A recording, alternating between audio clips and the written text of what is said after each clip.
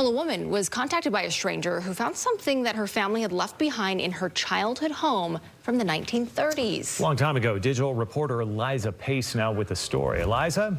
Yeah, this is a really neat story, you guys. A man working on remodeling an old home in Springville never thought he'd find a little note written by a man who later had died in World War II.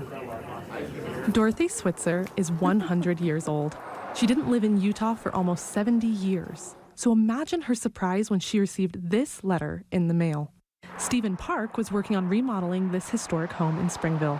Sitting at 308 North Main Street, Park was working to turn the place into a coffee and bike shop with his son.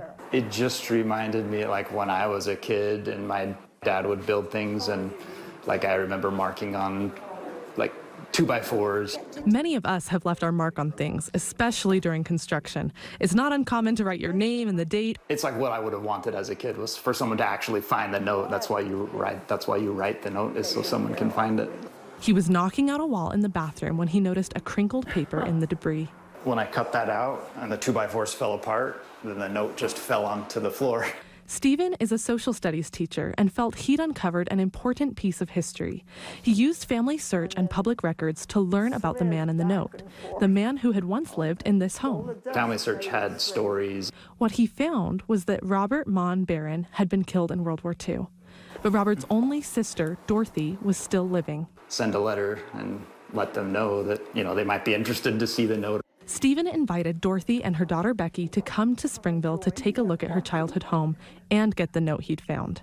The note merely states, Robert Mon Barron moved in-house when 9 months old in fall of 1922.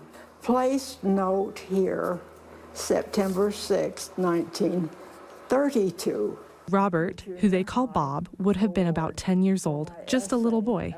Bob's life ended abruptly in the mountains of northern Italy when he left a covered position to charge against artillery fire in World War II. Bob is leading his troop of men to clean out an ambush, machine gun nest.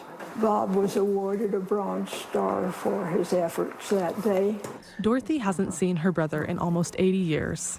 Now, she has another small piece of him she can keep forever. Oh, okay. Thank you. Family members could not believe that Stephen was able to find their family. Dorothy's daughter Becky said she felt like her Uncle Bob had been her guardian angel all these years, and to have this physical note from him was so special. You can read the full story on KSLTV.com. Man, so cool that they were able to connect after all those years and to have a physical piece of, history right there. I hope they frame it. Someone that's not around anymore to find that note, I mean, I can't imagine what that meant to them. That's awesome. Great.